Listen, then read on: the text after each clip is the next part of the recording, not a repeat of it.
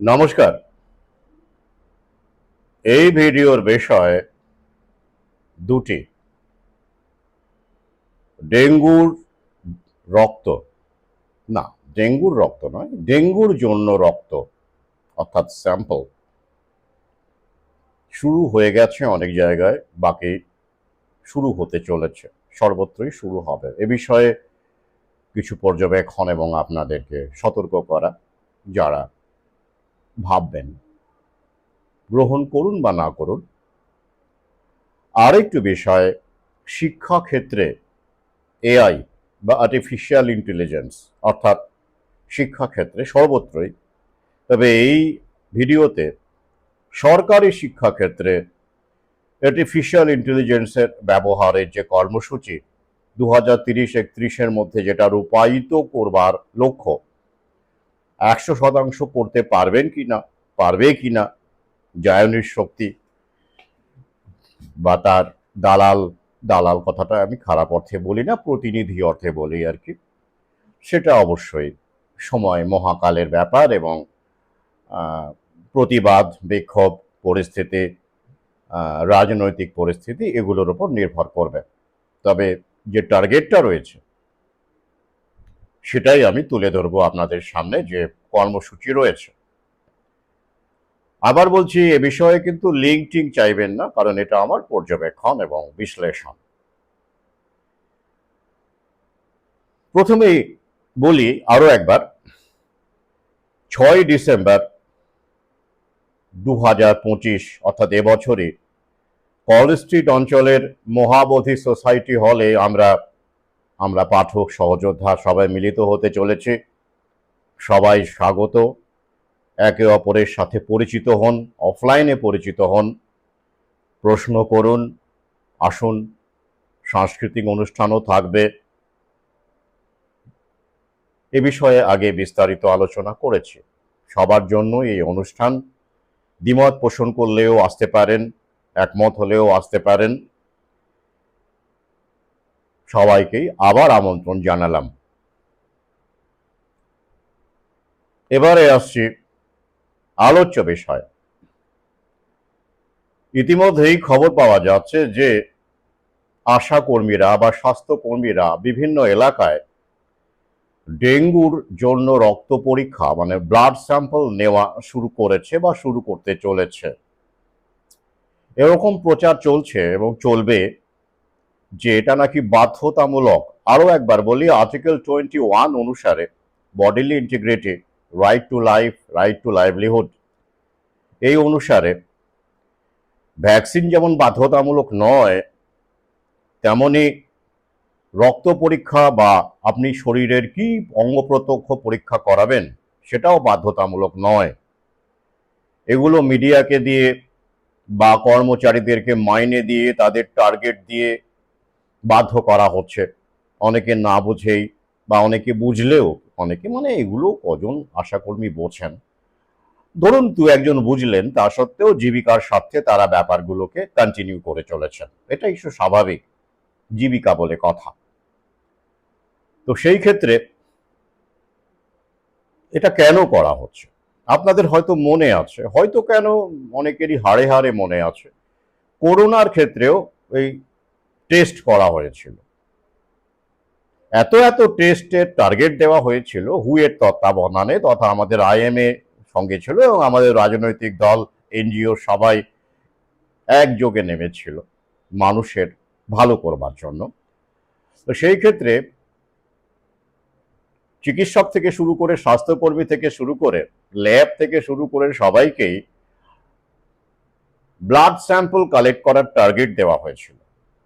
এবং তারপরে কি দাঁড়ালো, প্রচুর ফলস পজিটিভ, যেটা মাইকেল ইয়াডান, ফাইজারের প্রাক্তন ডেপুটি সিইও, তিনি এ বিষয়ে একটি গুরুত্বপূর্ণ আর্টিকেল লেখেন এবং সতর্ক করেন।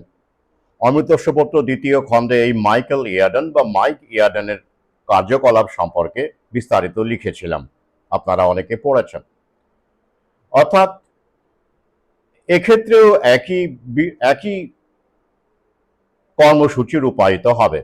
কারণ ব্লাড স্যাম্পল ওদের চাই, যত বেশি স্যাম্পল তার একটা পার্সেন্টেজ কমপক্ষে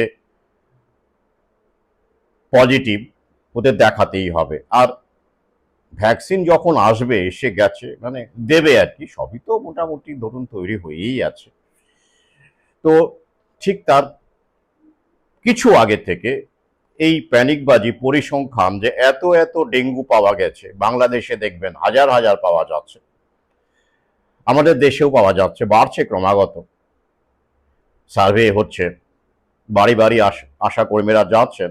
অর্থাৎ এই ফলস পজিটিভ উপসর্গহীন ডেঙ্গু, যেটা করোনার সময় উপসর্গহীন করোনা বলে আপনাদেরকে বলা হয়েছিল, অর্থাৎ একজন মানুষ সুস্থ আছে, কার কোনো সমস্যা নেই, কোনো লক্ষণ নেই, দৈনন্দিন কাজকর্ম করে চলেছে, অথচ তার নাকি করোনা পজিটিভ। এরকম বহু বহু ঘটনা, উল্লেখযোগ্য সংখ্যক বা সিংহভাগই এইরকমই তখন ছিল উপসর্গহীন করোনা। এমনও ঘটনা ঘটেছে আইসোলেশন সেন্টারে করোনা রোগী, মানে করোনা পজিটিভ রোগী আরো একটি করোনা পজিটিভ রোগিনীকে ধর্ষণ করেছে, এরকম খবরও তখন পাওয়া গেছে আগে। হ্যাঁ, তাহলে বুঝতে পারছেন তো কিরকম করোনা পজিটিভ ছিল। তো সেই সময় একটা স্লোগানে উঠেছিল, শুধু আমাদের দেশে না, ওটা ইউরোপ আমেরিকা, মানে ওখান থেকেই সূত্রপাত, নো টেস্ট নো ও না, কি অর্থাৎ টেস্ট না করলে হয় না। তো সেই ব্যাপারে অনেক আলোচনা, অনেক লেখালেখি হয়েছে, কজন করোনা রোগী বাড়িতে মারা গেছেন, কজন হসপিটালে মারা গেছেন ট্রিটমেন্ট প্রোটোকলের জাঁতাকলে পড়ে, এসব বহু আলোচনা হয়েছে, আপনারা শুনেছেন, পড়েছেন। এ বিষয়ে আর এগোচ্ছি না, ভিডিও এমনিতেই আমার দীর্ঘ হয়ে যায়। অর্থাৎ এই যে ব্লাড স্যাম্পল কালেক্ট করা এবং সেইখান থেকে এই প্রচুর প্রচুর করোনা পজিটিভ, করোনা সরি এখন ডেঙ্গু পজিটিভ, আগামীতে দেখবেন ওই রোগটাই হবে। আর এবং আপনি যেখানে যাবেন, যে হাসপাতালে যাবেন, যেখানে অন্য কোনো ট্রিটমেন্টের জন্য গেলেও আপনাকে ডেঙ্গু পরীক্ষাটা করতেই হবে, এরকম ওরা চালু করবে, করোনার সময় করেছিল। এইভাবে ওরা কেস লোড বাড়াবে আর আপনাদের ভয় দেখাবে। কিন্তু প্রশ্ন হচ্ছে, এবারে তো মানুষ আগের মতো ভয় পাবে না, কিছুটা তো পাবেই, এখনো বহু ভদ্রলোক রয়েছে, তাদের সংখ্যা এখনো যথেষ্ট। তো সেই ক্ষেত্রে ওরা ওই যে প্যান্ডেমিক ট্রিটি হয়ে গেছে, সেটাকে সামনে রেখে ভয় দেখাবে, বলবে বাধ্যতামূলক, বলানো হবে আর কি। পাশাপাশি দেখবেন আধার কার্ড গ্রামে গঞ্জে থেকে শুরু করে বিভিন্ন জায়গায় আশা কর্মীদের দিয়ে আধার কার্ড সংগ্রহ করা শুরু হয়ে গেছে। আর আপনারা জানেন যে এই আধারের সঙ্গে ভ্যাকসিনের একটা যোগাযোগ আছে। সেই সময়ও দেখবেন করোনার সময় আধার কার্ড দিয়ে ভ্যাকসিন নিতে হয়েছিল, অর্থাৎ ওরা দেখছে, খেয়াল রাখছে, ডেটা রাখছে, কতজন নিচ্ছে কতজন নিচ্ছে না, ওদের তো লক্ষ্য মানুষের ভালো করা, কতজনের ভালো হচ্ছে কতজনের ভালো হচ্ছে না, এগুলো ওরা নজরে রাখবে। পাশাপাশি কি হবে, লোকজন ভাববে ওরে বাবা আধারটা নিয়ে নিয়েছে, যদি না নিই এই ভ্যাকসিনটা, ওরা তো জেনে যাচ্ছে আমি নিইনি, কারণ আধার থেকেও তো ওরা জেনে যাবে। এই একটা মানসিক চাপ কাজ করবে, মেন্টাল প্রেশার কাজ করবে, যেটা ওরা প্যানিক বলি আর কি আমি। তো সেটার কারণে অনেক মানুষ কিন্তু নেবে, ইচ্ছে না থাকলেও নেবে। ওই যে আধার নিয়ে নিয়েছে, তার সঙ্গে আবার লক্ষ্মীর ভাণ্ডার জড়িত, অন্যান্য অনেক কিছু জড়িত, তাই ভয় দেখানো হবে, না হলে কিন্তু অমুক আটকে যাবে, তমুক আটকে যাবে। আর যারা একটু শিক্ষিত তাদেরকে বলা হবে হু এর গাইডলাইন শুরু হয়ে গেছে অলরেডি বলা বিভিন্ন জায়গায়। তো সতর্ক থাকুন, বারবার বলছি, ভ্যাকসিন যেমন বাধ্যতামূলক নয়, আপনি অসুস্থ হলে বা সুস্থ থাকাকালীন কোথায় রক্ত পরীক্ষা করবেন বা করবেন না, কি পরীক্ষা করবেন বা করবেন না, এটা আপনার সিদ্ধান্ত। কোনো রকম ভয় টয় দেখালে ভয় পাওয়ার কিন্তু কোনো কারণ নেই অ্যাকচুয়ালি, এটা আপনার সিদ্ধান্ত, আপনার চয়েস। তো এটা মাথায় রাখবেন। এবারে কিন্তু চাপ বাড়বে, চাপ অবশ্যই বাড়বে। এবার দেখবেন বাচ্চা কাচ্চাদেরও তো আধার কার্ড করিয়ে দিয়েছে ওরা। আর আধার তো নাগরিকত্বের প্রমাণ নয়, আমি কিরকম প্রমাণ সেটা আপনারা হারে হারে জানেন। এ নিয়ে বহু আলোচনা পর্যালোচনা, আদালত, বহু কিছু ঘটছে। এটার উদ্দেশ্য হচ্ছে এগুলোই টোটাল কন্ট্রোলের টুল। এই বাচ্চা কাচ্চাদের যে নিয়ে নিয়েছে, এবার ভ্যাকসিন তো শুরু হবে বাচ্চা কাচ্চাদের দিয়ে, 9 থেকে 14 মূলত এরকম টার্গেট শুরুতে হবে, তারপরে আস্তে আস্তে বাড়বে এবং বয়স আরো কমাবে। করোনার ক্ষেত্রেও আপনারা দেখেছেন একসাথে এত এত কোটি কোটি ভ্যাকসিনের যোগান দেওয়া তো সম্ভব নয়, তাই ফেজ, স্টেপ বাই স্টেপ। তো সেই ক্ষেত্রে এই যে বাচ্চা কাচ্চাদের আধার কার্ড ওরা করে নিয়েছে, সেই ক্ষেত্রেও তো একটা চাপ ওরা দেবে। অনেকের আবার আপারও করে নিয়েছে, আপারেও উল্লেখ থাকবে, ভ্যাকসিন কার্ড আসছে আগামীতে। আমেরিকাতে যেমন এসব স্কুলে ভর্তি হওয়ার জন্য নার্সারি লেভেল থেকে ভ্যাকসিন ম্যান্ডেট সব সব স্টেটেই কম বেশি ছিল, আপনারা জানেন। স্কুলে ভর্তি হতে গেলে ভ্যাকসিন ম্যান্ডেট ছিল আগে। হ্যাঁ, সেগুলোর বিরুদ্ধে আমেরিকায় এখন প্রতিবাদ হচ্ছে। অনেক জায়গায় গার্জিয়ানরা সচেতন, তারা আর এগোচ্ছেন না, রীতিমতো লড়াই করছেন, চাপ তৈরি করছেন। আর টেক্সাসে তো আপনারা জানেন সেখানে কি হয়েছে নিয়ে আমার ভিন্ন ভিডিও রয়েছে। অর্থাৎ এই পুরো ম্যান্ডেট, যে কোনো চাইল্ডহুড ভ্যাকসিনের ম্যান্ডেটগুলোকে তুলে নেওয়ার জন্য টেক্সাসে আইন প্রণয়নের প্রক্রিয়া শুরু হয়েছে আমেরিকা। অর্থাৎ ওরা যখন উপলব্ধি করছে বিপদ জেগেছে, আমরা তো তখন স্বাভাবিক ভদ্রলোক হওয়ার প্রক্রিয়ার মধ্যে আছি। রোবোটিক্স এআই এর ক্ষেত্রেও একই গল্প আসছে। ওখানে কি রকম প্রতিরোধ হয়েছে সে খবরও বলবো, আমাদের দেশে কি হচ্ছে সেটাও বলবো। তাই এটা মাথায় রাখবেন, চাপ কিন্তু আসবে, চাপের মোকাবিলা করতে হবে। আরো একটা খবর আপনাদের দিই, যদিও আমি এখনো নিশ্চিত নই। আমাদের অনেক সহযোদ্ধা আপনারা জানেন সেই সময় বেশ কিছুদিন ধরেই, বেশ কয়েক মাস ধরেই আরটিআই করছিলেন চাইল্ডহুড ভ্যাকসিনের ক্ষেত্রে, বাধ্যতামূলক নয়, নাম দিয়ে আর কি, মায়ের নাম দিয়ে। তো সেই ক্ষেত্রে আরটিআই এর উত্তরগুলো আসছিল এবং সেই উত্তরগুলো আমি বহু জায়গায় শেয়ার করেছি, হোয়াটসঅ্যাপে, ফেসবুকেও দিয়েছি, আপনাদেরকেও দিয়েছি। সেখানে পরিষ্কারভাবে লেখা ছিল, যেটা আর্টিকেল 21 থেকে শুরু করে আমাদের ministry of health and foreign family অ্যাফেয়ার্সে যেটা উল্লেখ আছে, যে ভ্যাকসিন রেকমেন্ড করা হয়, বাধ্যতামূলক নয়, কি না সোশ্যাল রেসপন্সিবিলিটি হিসেবে নেওয়া উচিত। আরটিআইও তাই ছিল। কিন্তু এখন দেখা যাচ্ছে বেশ কিছুদিন, প্রায় 1 মাসের কাছাকাছি আরটিআই করা হয়েছে, কিন্তু উত্তর আসছে না। এটা খুব সন্দেহজনক বলে আমার মনে হয়েছে, যেটা আগে হয়নি। তবে কি ওরা এই খেলাটা শুরু করে দিল যে আরটিআই এর উত্তরটা দেবে না, হোল্ড করে রাখবে? হতে পারে, আমি এখনো শিওর নই। তবে মোটামুটি যতটা সময় পেরিয়ে গেছে, প্রশ্ন তো জাগছেই, কারণ প্যান্ডেমিক ট্রিটি হয়ে গেছে। আগে যখন এই আরটিআই গুলো আমরা করেছি, তখন প্যান্ডেমিক ট্রিটির আগেই, বা প্যান্ডেমিক ট্রিটির এই যে গল্প আপনারা জানেন, এবছরই ভারত সই করেছে, তার আগেকার। তার ফলে সময় মতোই সব আরটিআই গুলো পাওয়া যাচ্ছিল, কিন্তু এখন কিন্তু একটু ধোঁয়াশা তৈরি হয়েছে। তাই চোখে চোখ রেখে লড়াই করার জন্য প্রস্তুত থাকুন। ডকুমেন্টের গল্প আর চলবে বলে আমার মনে হচ্ছে না। আগেও যে খুব চলেছে তা নয়, তবে কোনো কোনো ক্ষেত্রে হয়তো কোনো কোনো অফিসার, যারা হেলথ অফিসার, তারা হয়তো দেখেছেন, যারা একটু সেন্সিবল, তারা হয়তো ব্যাপারটা গুরুত্ব দিয়েছেন কয়েকটি ক্ষেত্রে। কিন্তু এবারে সেটাও ঘটবে না, আপনাকে কিন্তু চোখে চোখ রেখে লড়াই করতে হবে। এটা একদিক থেকে ভালো হয়েছে আমার মনে হয়, লড়াইটা জরুরি। শুধু ডকুমেন্ট দিয়ে আর কতদিন চালাবেন বলুন দেখি? সামনে আরো অনেক কিছু লড়াই রয়েছে, মানে যারা আপনি নিতে চাইছেন না। আবার বলছি, নিতে চাইলে তো কোনো লড়াইয়ের গল্প নেই, বরং বড়াই আছে, যে আপনি এতগুলো সন্তানকে, এতগুলো ছোটবেলাতে এত ডজন ভ্যাকসিন দিয়ে ফেলেছেন, এটা তো আনন্দের কথা, সেটা তো বড়াই করবেন। কিন্তু আমরা যারা নিতে চাই না, তাদের জন্য তো বড়াই করার গল্প নেই, লড়াই করার গল্প। তাই এ বিষয়ে সতর্ক থাকুন। এটা গেল ডেঙ্গুর গল্প। আর ডেঙ্গু নিয়ে আমার বহু ভিডিও আছে বিস্তারিত, ফিলিপাইন্সে কি হলো, ডেঙ্গু ভ্যাকসিয়ার ইতিহাস, এখানে সেটা বলছি না। এবারে আসছে শিক্ষাক্ষেত্রে এআই এর প্রয়োগ, মানে এআই কিরকম ভাবে প্রয়োগ হবে শিক্ষাক্ষেত্রে। অবশ্যই সরকারি শিক্ষাক্ষেত্রের কথাই বলছি, বেসরকারি ক্ষেত্রে তো হবেই লাভজনক, কারণ কর্মচারী ছেঁটে ফেলা যাবে এআই প্রয়োগ করলে।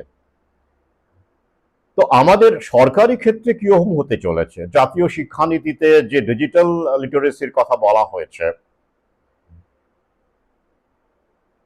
কৃত্রিম বুদ্ধিমত্তার বিকাশের কথা বলা হয়েছে, উন্নয়নের কথা বলা হয়েছে, তার উপর ভিত্তি করেই আগামী বছর অর্থাৎ 2026 থেকে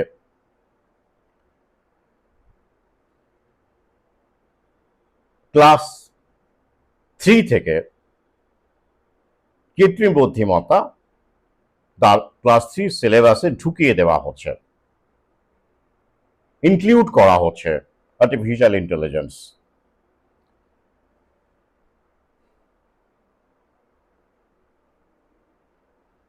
এটা একদম ঠিকঠাক হবেই। জাতীয় শিক্ষানীতির উপরে যে দীর্ঘ আলোচনা করেছে অমৃত সুপুত্র দ্বিতীয় খণ্ডে, সেখানে এসব পাবেন বিস্তারে। বেশ, সেটা হলো। এবারে আমরা একটু দেখে নিই যে তারপরে সরকারি যে কর্মসূচি সেগুলো বিস্তারিত আসছে। আমরা দেখে নিই এই যে শিক্ষাক্ষেত্রে রোবোটিক্স, রোবটের প্রয়োগ, এআই, অবশ্যই রোবটের তো এআই এবং মেশিন লার্নিং ছাড়া রোবট কল্পনাই করা যায় না।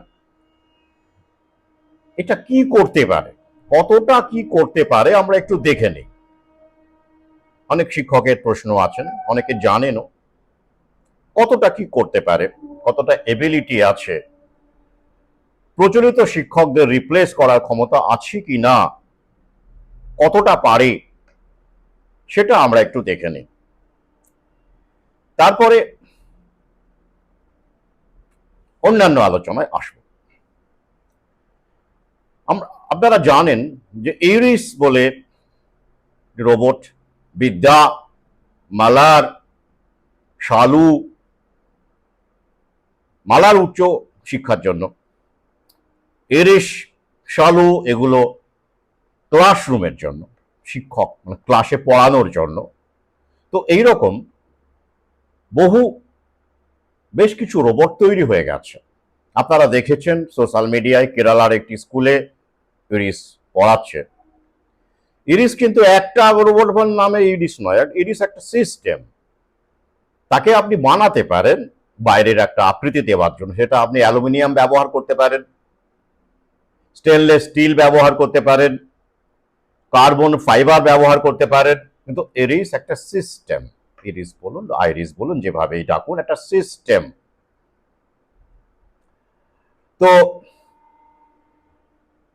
তাই বাহ্যিক বিষয়টা এখানে আলোচ্য ব্যাপার নয়, ওটা তো বাইরের একটা অবয়ব চাই, ওদের দিতেই হয়। আসল ব্যাপারটা হলো ভেতরে। আমরা দেখে নিই যে এই রোবটগুলো কারা বানাচ্ছে। এই যেমন ধরুন ইউরিসকে বানিয়েছে Maker Labs Edutech, Maker Labs Edutech একটা সংস্থা। আর কি, এছাড়াও আদানিও এই রোবোটিক্সে, agricultural robot, drone, military drone ইত্যাদিতে, এগ্রিকালচারাল রোবট বুঝতে পারছেন তো, হ্যাঁ, শস্য ক্ষেত্রে প্রোটেকশনের জন্য কীটনাশক ছড়ানো বলুন, বিভিন্ন রকম নজরদারি বলুন, বিভিন্ন কাজে ব্যবহার করা যাবে এই drone, agricultural drone, military drone, এই সমস্ত ক্ষেত্রে। এই রোবোটিক্সের ক্ষেত্রে আদানি সবচেয়ে বেশি বিনিয়োগ করেছে। আর আদানির বিনিয়োগ মানে বুঝতে পারছেন তো, মানে 2-3টে রোবট বানিয়ে থেমে যাবে ভেবেছেন? এত এত ইনভেস্টমেন্ট সোশ্যাল মিডিয়ায় দেখছেন, আমাদের স্কুলে তো আসেনি, বেঁচে গেলাম, তা নয়। আপনি ভাবুন না, এত হিউজ। আদানি গুগলের সঙ্গে, এয়ারটেলের সঙ্গে মানে মৌ করে, আসল হচ্ছে ওখানে আদানি। গুগলকে তো চাই টেকনোলজির জন্য, চাই। বিশাখাপত্তনমে যে হাব হচ্ছে এআই হাব, তাতেই $15 বিলিয়ন ইনভেস্ট করেছেন। তো এত এত বিলিয়ন ডলারের ইনভেস্টমেন্ট এছাড়াও দেখবেন আরো বেশ কিছু রোবোটিক ফার্ম রোবট বানাচ্ছে যারা, যেমন Robert Bose centre of data science, DRDO young scientist lab, Intel AI research centre, এরকম বেশ কিছু রোবট ম্যানুফ্যাকচারিং কোম্পানি আমাদের দেশে কাজ করছে, কাজ শুরু করে দিয়েছে। তাহলে এই কটা মাত্র রোবট, যে কটার নাম বললাম, এগুলো মূলত সিস্টেম। এগুলো দিয়েই ওরা বানিয়েই ওরা থেমে যাবে বলে আপনারা মনে করছেন? হুম, এত এত ইনভেস্টমেন্ট শুধু ওই 2-3টে রোবট বানানোর জন্য? না, একদমই না। নিচেকে দিয়ে ভাবুন না, আপনি যখন বিপুল একটা বিনিয়োগ করেন তখন ওই 2-একটা প্রোডাকশন করে থামিয়ে দেবেন বলে না, ওগুলো ঝলক ঝলক। প্রোডাকশন চলছে, ব্যাপকভাবে প্রোডাকশন চলছে, এবং আগামীতে বহু স্কুলে, সরকারি স্কুলে 2030-31-এর মধ্যে দেখবেন বহু স্কুলে ঢুকে গেছে এই এআই রোবট, বহু স্কুলে ঢুকে গেছে। আসছে এক এক করে, কিভাবে ওদের পরিকল্পনা রয়েছে, কি করবে ওরা, কিভাবে করবে, রূপায়ণ করবে। প্রথমে আমরা দেখে নিই এই যে শালু বলে যে রোবট, 46-47 খানা ভাষা জানে। অত ভাষার দরকারই নেই, মানে এই ভাষায় ইন্টারাক্ট করতে পারে, বুঝতে পারে। দরকার আছে কি? আমাদের দেশে ওই 2-3-4টে ভাষা হলেও চলে যাবে, কাজ হয়ে যাবে। কিন্তু ওরা করে রাখছে, বানাচ্ছে যখন সিস্টেম, একবারে করে রাখছে, অসুবিধে কি আছে? ক্লাস 6 থেকে 11 পর্যন্ত, মানে একেবারে 6 থেকে 11-12 পর্যন্ত ক্লাস নিতে পারে, ক্লাসরুমে গিয়ে, মানে নিজে নিজে হেঁটে যেতে পারে না। এই রোবটগুলো এখনো অ্যাম্বুলেটরি নয়, চাকা লাগানো থাকে। তো রোবট টানা নেওয়ার জন্য তো লোক লাগবে না, শিক্ষকরা সেই কাজটাই করবেন। ওই যে বহু আগেই বলেছে, টিচিং অ্যাসিস্ট্যান্ট। মেডিকেল ক্ষেত্রেও মেডিকেল অ্যাসিস্ট্যান্ট আবির্ভাব হয়ে গেছে, আগামীতে আরো ভালো করে দেখতে পাবে। তো এই যে একটা উদাহরণ দিলাম শালুর, তো এরা কি করতে পারে? রিস বলুন, শালু বলুন, মালার বলুন, এরা কি কি করতে পারে? নমুনা পেলেন। এরা সিলেবাস ভিত্তিক বিষয়ের উপরে, ভাষা তো শুনলেনই, স্বচ্ছন্দে ক্লাস নিতে পারে, স্বচ্ছন্দে ক্লাস নিতে পারে।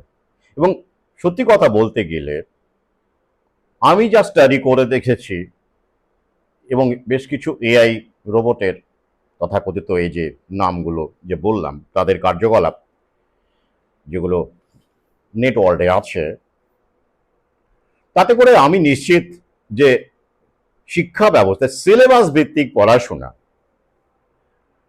তাতে করে 90% শিক্ষকের চাইতে তারা ভালো ক্লাস নিতে পারে। কেন অবাক হলেন? হ্যাঁ, কেন বললাম? শিক্ষক মহাশয়েরা 10% বাকি রাখলাম, যা পড়ান সিলেবাসের বাইরে থেকে কিছু পড়ান কি? একদমই নয়, সিলেবাসের মধ্যেই পড়ান। তো সেই সিলেবাস প্রোগ্রামিং এর মাধ্যমে সেখানে রয়েছে, ইনপুট করা হয়েছে, কোনো সমস্যা নেই। তো সে দিব্যি পড়াচ্ছে, তারা দিব্যি পড়াচ্ছে। তাহলে বাইরে থাকছে কি? প্রজ্ঞা, উপলব্ধি, পর্যবেক্ষণ, বিশ্লেষণ, যে গভীর গভীর শব্দগুলো, যেটা রোবটের মধ্যে নেই। থিঙ্কিং এবিলিটি নেই সে অর্থে, লার্নিং এবিলিটি আছে, আসছি, থিঙ্কিং এবিলিটি নেই, সেন্স অফ হিউমারও সেরকম বলা যাবে না, নেই। তাহলে এই যে বাকি, মানে যে কাজগুলো রোবট করতে পারে না, উইজডম, ফরসাইট, ইনসাইট, থিঙ্কিং, উপলব্ধি, সেগুলো কত শতাংশ শিক্ষকের মধ্যে আছে?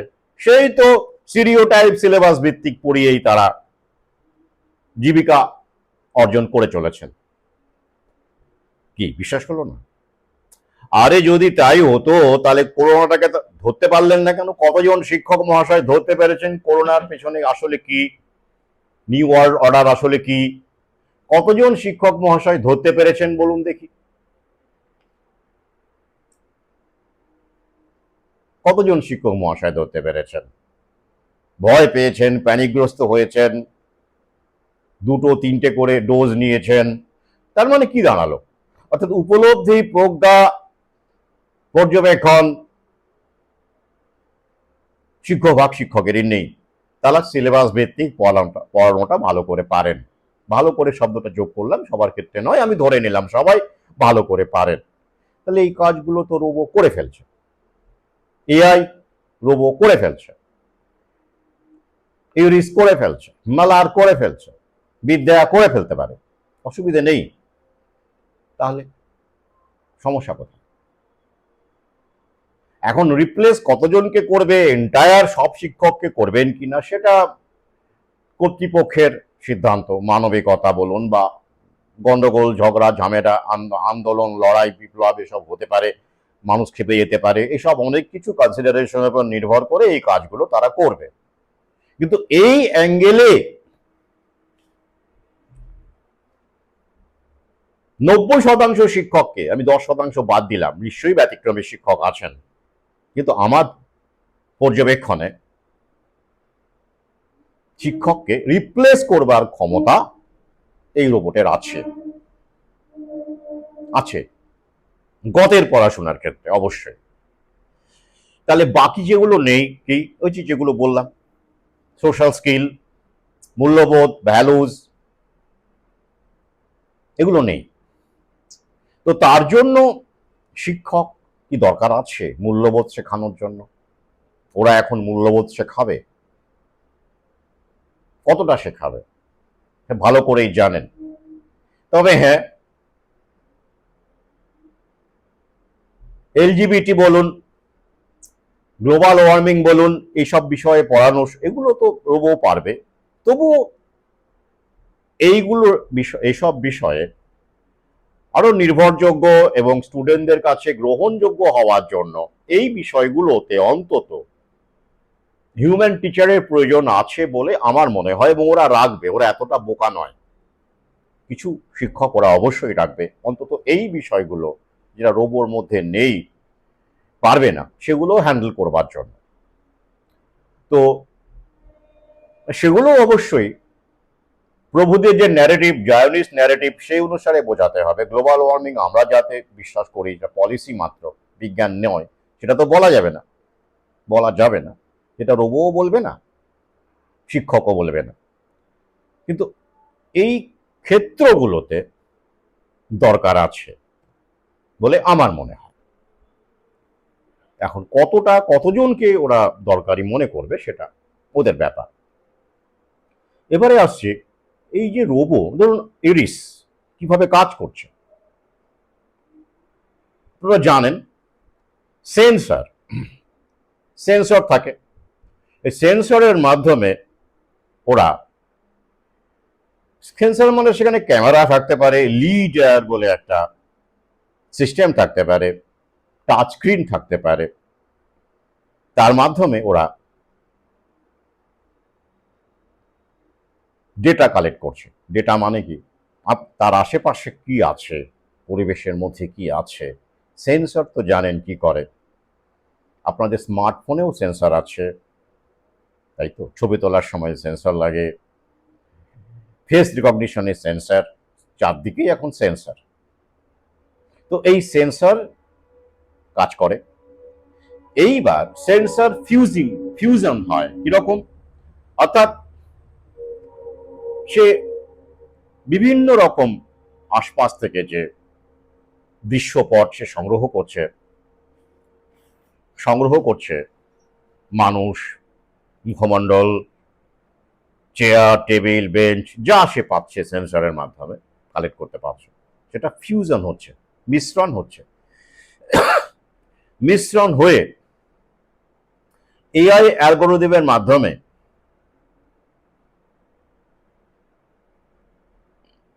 রোবটকে জানিয়ে দিচ্ছে যে এই তোমার সামনে, তুমি করেই বলি, আপনি কেমন একটা লাগবে না, তোমার সামনে এই সব আছে, পেয়ে গেছো ছবি, এবার কি তুমি রিয়াকশন করবে। কিভাবে রিয়াকশন করবে? অর্থাৎ কেউ প্রশ্ন করলো উত্তর, ইংরেজিতে প্রশ্ন করলে ইংরেজিতে উত্তর, বাংলায় প্রশ্ন করলে বাংলায় উত্তর, সেটা কিভাবে হবে? মেশিন লার্নিং মূল বিষয়। মেশিন লার্নিং ছাড়া রোবট মিনিংলেস। সেটা কি? এই যে পরিবেশ থেকে, এই যে ফিউশনের মাধ্যমে, এআই অ্যালগরিদমের মাধ্যমে যেটা রোবট কাছে পৌঁছলো, এলো আর কি, সেটা সে ধরে রাখতে পারবে এবং এক্সপ্রেস করতে পারবে, ইন্টারাক্ট করতে পারবে মেশিন লার্নিং এর মাধ্যমে। প্রশ্ন উত্তর, রিয়াকশন, শুধু তাই নয়, এই মেশিন লার্নিং এমন একটা বিষয় যে সে ফার্দার প্রোগ্রামিং ছাড়াও এক্সপেরিয়েন্সের মাধ্যমে, এই যে ক্লাস নেবে, একটা ক্লাস, দুটো ক্লাস, তিনটে ক্লাস, চারটে ক্লাস, ছাত্রছাত্রীর মুখ বদলে যাচ্ছে এক একটা ক্লাসে হয়তো, সেইখান থেকে সে সংগ্রহ করতে পারবে, মানে নিজে দিয়ে লার্ন করতে পারবে, যাকে বলা হয় সেলফ লার্নিং। এই সেলফ লার্নিং হচ্ছে মেশিন লার্নিং বা এমএল এর একটা বড় গুরুত্বপূর্ণ অংশ, এমএল দিয়ে যেটা সম্ভব। এছাড়া তো আপনারা জানেন ন্যাচারাল ল্যাঙ্গুয়েজ প্রসেসিং, এনএলপি, অর্থাৎ ল্যাঙ্গুয়েজ প্রসেসিং রয়েছে সেখানে, কে কি কোন ভাষায় কথা বলছে সেভাবে ইন্টারাক্ট করা। খুব সংক্ষেপে আপনাদের সামনে তুলে ধরলাম। এবারে সরকারি কর্মসূচিতে আসি। কেন্দ্রীয় সরকার ইতিমধ্যেই সিদ্ধান্ত নিয়েছেন 1 কোটি মানুষকে, ভারতীয়কে এআই স্কিল শেখানো হবে, পাঠ দেওয়া হবে, যাতে করে স্কুলগুলোতে তাদেরকে ডেপুট করা যায়। 1 কোটি, এটাই টার্গেট। তো 1 কোটি এআই শিক্ষক, তারা ক্লাসে এআই শেখাবে না। কতটা শেখাবে, কি শেখাবে, তারা মূলত এই ইন্টারাক্ট করবে এআই অ্যাসিস্ট্যান্ট হিসেবে। দেখবেন বেশ কিছু রোবট আমেরিকায় কাজ করছে, আমেরিকার ব্যাপারে পরে আসছে, আমেরিকায় কিন্তু এগুলো দিয়ে টিচার রিপ্লেস করা হচ্ছে না, কিন্তু আমাদের দেশে হবে বলেই আমার মনে হয়। তৃতীয় বিশ্ব তো, কারণ ওখানে আমেরিকায় 2000 সালেই মেডিকেল সার্জারির ক্ষেত্রে দা ভিঞ্চি রোবট ইন্ট্রোডিউস করা হয়। মানুষ তারপরে যখন দেখে যে কি পরিস্থিতি, সার্জারির ক্ষেত্রে এত এত মৃত্যু, সমস্যা, জটিলতা, কেস করে দেয় এবং বিলিয়ন বিলিয়ন ডলারের ক্ষতিপূরণ দিতে বাধ্য হয় এই সংস্থা, মানে যারা এই রোবোকে সার্জারিতে কাজে লাগিয়েছিল। তা এই মামলার চোটে, এত ক্ষতিপূরণের চোটে দা ভিঞ্চি রোবট ওখান থেকে প্রায় লেজ গুটিয়ে পালিয়ে এখন আমাদের দেশ তৃতীয় বিশ্বে বাজার ধরছে। আমাদের দেশে আধুনিক ব্যাপার, বেশ একটা শুনতে ভালো লাগে, রোবোটিক সার্জারি করব, স্মার্ট ব্যাপার, স্মার্ট রোবো যখন ক্লাসে পড়াবে দেখবেন গ্রামগঞ্জের অভিভাবকরাও দেখতে যাবে। একটা দারুণ চমক না? হ্যাঁ, একটা অ্যাট্রাকশন আছে তো বটেই। তো এইটাকে ওরা, ডেভেলপমেন্ট হচ্ছে, প্রক্রিয়া, আপনি তৈরি থাকুন, এটাকে আমরা চেঞ্জ করতে পারবো না, ব্যাপারগুলো আমরা বুঝে নিই। মানসিকতা মানুষ, এটা তো স্বাভাবিক না, নতুন একটা কিছু আসছে, পরে আস্তে আস্তে আস্তে আস্তে মানুষ বুঝতে পারবে, তখন ওরা আবার অন্য কোনো ছক আনবে। তো ওখান থেকে দা ভিঞ্চি রোবট, মানে ওখানে আর মানুষ রোবোটিক সার্জারিতে যায় না, লোকসানে চলছে, এত এত ক্ষতিপূরণ দিতে হয়েছে। এখন আমাদের দেশে ওরা বিভিন্ন জায়গায়, আমাদের সরকারি সম্ভবত ওই পিজিতেও দা ভিঞ্চি রোবট ঢুকে গেছে আপনারা জানেন, এবং বিভিন্ন জায়গায় অ্যাপোলো থেকে শুরু করে মেডিকা সর্বত্রই ঢুকে গেছে। এখন নি সার্জারিও এখন রোবোটিক্সে হচ্ছে, অনেক রকম ব্যাপার হচ্ছে, আপনারা জানেন। যাই হোক, ওদের দেশের সংক্ষেপে বললাম, ওরা ঝেঁটিয়ে বিদায় করেছে, শিক্ষকদেরও রিপ্লেস করতে দেয়নি। ওখানে তো উল্টে মানে আমেরিকা ফার্স্ট বলে, আমেরিকানদের যাতে চাকরিটা হয় অন্তত, ওই ভারতীয়দের ভিসা দেওয়া থেকে শুরু করে বিভিন্ন ব্যাপার আপনারা জানেন। ওরা যে কঠোর পলিসি ট্রাম্প নিয়েছে তার একটা অন্যতম কারণ হলো দেশে চাকরি সৃষ্টি করা, জব সৃষ্টি করা। এটা তো অনস্বীকার্য, তাই না? আর ভারতীয় স্টুডেন্টদের জন্য তো অস্ট্রেলিয়া, নিউজিল্যান্ড, ইউকে এখানকার সব ইউনিভার্সিটি অলরেডি ঢুকে গেছে ভারতে। এখানেই পড়ুন, বিদেশে যাওয়ার দরকার কি? কোনো দরকার নেই, এখানেই পড়াশোনা করুন, এসে গেছে। ডজন ডজন বিশ্ববিদ্যালয় ইউজিসি অনুমোদন দিয়ে দিয়েছে, আমি আগের ভিডিওগুলোতে আলোচনা করেছি। তো যাই হোক, তাহলে এইবার প্রশ্ন করুন যে এই 1 কোটি যে ট্রেনিং দেওয়া হবে কার্যক্রম, তারা কারা? খুব সহজ করে বলে দেওয়া যায় এক কথায়, জেনারেশন জেড। এতে করে কি হবে? ওরা একটু ডিজিটাল, আইটি স্যাভি, ইন্টারনেট স্যাভি, আগ্রহ আছে, একটু চমক টমক গিমিকে বিশ্বাস করে, কম মাইনে দিয়েও বেশ একটা এআই এর ব্যাপারে ঢুকছি, এআই ফিল্ডে ঢুকছি, এটা আলাদা একটা ব্যাপার কাজ করবে, তাই না? কি এটা বেশ গিমিকের মতো একটা অ্যাট্রাকশন এআই। তো এইভাবে জেনারেশন জেডকে সহজেই অ্যাট্রাক্ট করা যায়। প্লাস তাদের এই ব্যাপারটার সঙ্গে তাদের ইতিমধ্যেই কম বেশি পরিচয় আছে। স্মার্টফোনে এআই ঢুকে গেছে, আপনারা জানেন। এআই, হুম, আপনি এআই দিয়ে কত কিছু কাজ করতে পারছেন, ছবি এডিট থেকে শুরু করে অবজেক্ট ইরেজ থেকে শুরু করে সব কিছু করে দিতে পারছেন এআই দিয়ে। তো সেটা এই জেনারেশন জেড অনেক বেশি যে ব্যাপারে সরগরম। তাদেরকে কম মাইনে দিয়েও বা চুক্তিভিত্তিক রাখা যেতে পারে, এটা আমার বিশ্লেষণ। লিঙ্ক চাইবেন না। পাশাপাশি তাহলে কি হবে? তাহলে এই যে এত এত শিক্ষক আছেন এখনো পর্যন্ত স্কুলগুলোতে, তাদের কি হবে? তাদেরকে কি ট্রেনিং দেওয়া হবে? এআই ট্রেনিং দিয়ে রাখা হবে? আমার মনে হয় না। এই কারণেই টেট সুপ্রিম কোর্টকে দিয়ে, এনসিটিকে দিয়ে অনেক আগেই 2017-তে টেট ওরা সবার জন্য করে দিয়েছে। 11-12-এর জন্যও হয়ে যাবে, চাপ নেবেন না, সবার জন্য হবে। দু একটা জায়গায় হয়তো পিটিশন করে একটু এদিক ওদিক করে দেখানো, ডিভাইড অ্যান্ড রুলে আমরা এই রাজ্য আটকে দিল, ওই রাজ্য একটু দেরি করছে। সব দেশে তো একবারে করবে না, সমস্যা আছে, ধাপে ধাপে করবে। এই যেমন ধরো নিয়োগ, একেবারে কি ওই যেমন মাদ্রাসায় নাকি 2-1 জায়গায় অ্যাপয়েন্টমেন্ট লেটার দিচ্ছে, কেন? যাতে করে যুব সমাজ বোঝে যে না, একটা দুটো হলেও তো অ্যাপয়েন্টমেন্ট বা হচ্ছে, তো তার মানে আশা আছে। মূলটা ঝুলিয়ে রাখতে হবে, একেবারে বন্ধ করে দিলে তো সর্বনাশ, মানুষ খেপে যাবে। আজকেই তো মনে হয় ধর্মতলায় 2022-এর টেট উত্তীর্ণরা রীতিমতো মানে ঘেরাও টেরাও করে দিয়েছে। যতই কন্ট্রোল অপোজিশন দিয়েই হোক না কেন, পরবর্তীকালে যদি কন্ট্রোল অপোজিশন দিয়েও সামাল দেওয়া না যায়, অনেক বিপদ না? এই কারণে ওরা সর্বত্র একভাবে সব হবে তা নয়, কিন্তু সুতো ছাড়বে, সুতো ধরবে, সুতো ছাড়বে, সুতো ধরবে, খেলাটা বুঝতে হবে। তাহলে এই যে টেট সবার জন্য, টেটে এখন জানেন সাম্প্রতিক 2023-এর যে টেটের রেজাল্ট বেরোলো, 2.44% এরকম পাস করেছে। হঠাৎ করে এত কমে গেল কেন? ওরা কমাবে তো, ওদের দরকার নেই তো, এখন ঝামেলা বাড়িয়ে কি হবে? তাহলে এইবার ইন সার্ভিস শিক্ষকের জন্য যে টেট হবে ওরা করবে, সেখানে এআই কতটা কি ঢুকবে, বা অবশ্যই সিলেবাসটা একটু চেঞ্জ করবেই ওরা, সেটা আমি আগে বলেছি।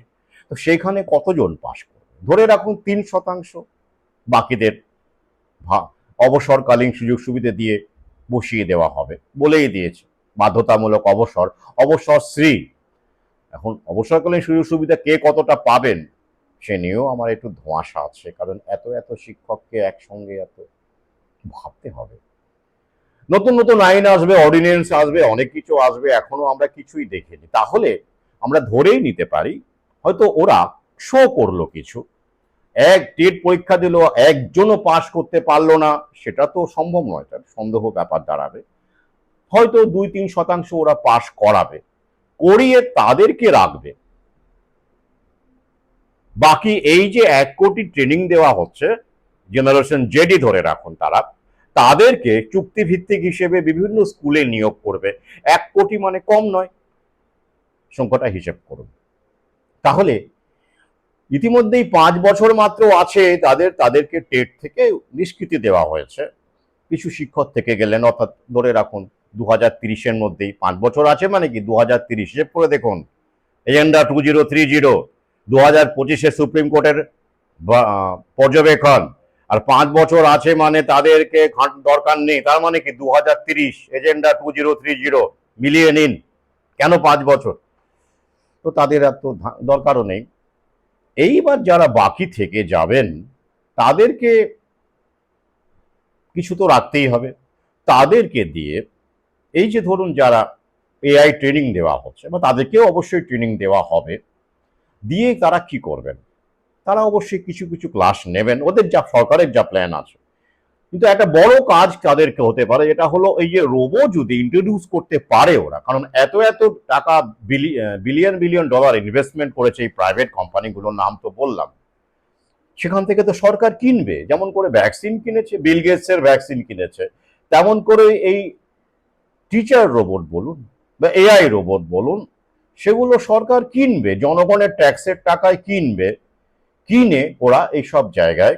এবং স্কুল মার্জার তো হবেই, আপনারা জানেন অনেক স্কুলে ছাত্র সংখ্যা কমে গেছে, সেই স্কুলগুলোকে এক ছাদের তলায় নিয়ে এসে ওরা স্কুল মার্জার করবে, করে সেখানে রোবোটিক্স কাজে লাগাবে। এটা আমি বহু আগেই বলেছি, কাজে লাগাবে। তাহলে এই রোবোগুলো এখনো পর্যন্ত আমরা দেখতে পাচ্ছি অ্যাম্বুলেটরি নয়, আগামীতে হয়ে যাবে। সেগুলোকে এই ক্লাস থেকে ওই ক্লাসে নিয়ে যাওয়া, নিয়ে আসা, অন করা, অফ করা, মেশিন তোরে বাবা, মেনটেন করা, এবং স্টুডেন্টদের কোনো কিছু রোবো হয়তো বললো, স্টুডেন্টটা ঠিক বুঝতে পারলো না, সেটাকে একটু বুঝিয়ে দেওয়া, ইন্টারপ্রিট করা, মানে হেল্প করা আর কি।